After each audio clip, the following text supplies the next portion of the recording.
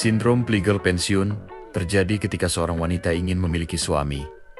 Setelah jalanan memuntahkan mereka, kamu harus tahu 10 tandanya, atau kamu akan dimanfaatkan sebagai penyedia, provider di akhir permainan. Pertama, dia menghindari pembicaraan tentang masa lalunya. Jika dia bersikap defensif atau samar ketika ditanya tentang masa lalunya, itu artinya ada sesuatu yang dia sembunyikan. Seorang wanita dengan masa lalu yang bersih tidak perlu menghindari pertanyaan. Kedua, dia menemukan Tuhan dan nilai-nilai di akhir usia 20. Wanita tidak menjadi religius setelah menjalani kehidupan yang murni. Mereka melakukannya setelah mereka bertemu cukup banyak pria dan perlu mengubah citranya. Wanita baik sejati tidak membutuhkan polesan citra tahap akhir. Ketiga, media sosialnya terlihat bersih.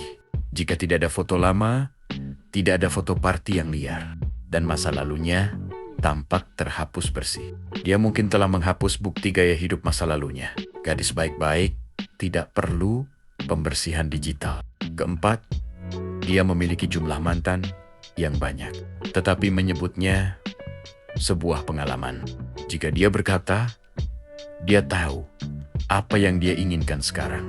Itu kode untuk waktu sudah cukup main bersenang-senang, dan sekarang dia butuh ketenangan. Terjemahannya, dia mencari penyedia provider dan donatur setelah ditipu banyak bad boys maupun lelaki hidung belang.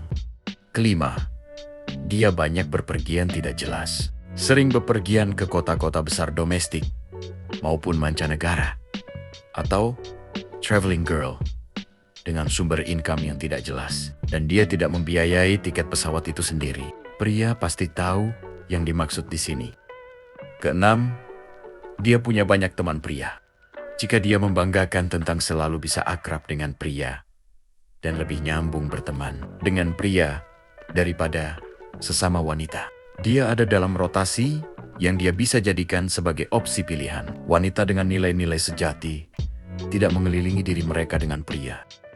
Ketujuh, dia menyebut dirinya senior berpengalaman yang sudah insaf. Itu hanya cara halus untuk mengatakan bahwa dia gegabah dan sembrono yang sekarang menginginkan tombol reset.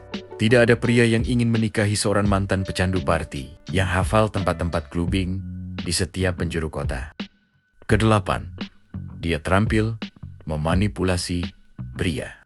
Jika dia tahu semua trik, bagaimana membuat pria tetap terpikat, bagaimana membuat orang merasa bersalah, bagaimana memainkan kartu as. Itu karena dia telah memainkan permainan itu selama bertahun-tahun. Kesembilan, dia menyalahkan semua mantannya karena menjadi toksik. Jika setiap pria yang dia kencani adalah pembohong, penipu dan pelaku kekerasan, berarti, dalam kata lain, dia mengejar bad boys atau dia sendiri sumber masalahnya. Yang terakhir, dia tiba-tiba menginginkan seorang suami setelah usia 25 ke atas. Jika dia menghabiskan masa prime-nya dengan menolak pria baik, tetapi sekarang berkhotbah tentang pernikahan dan kesetiaan, itu bukan karena dia berubah.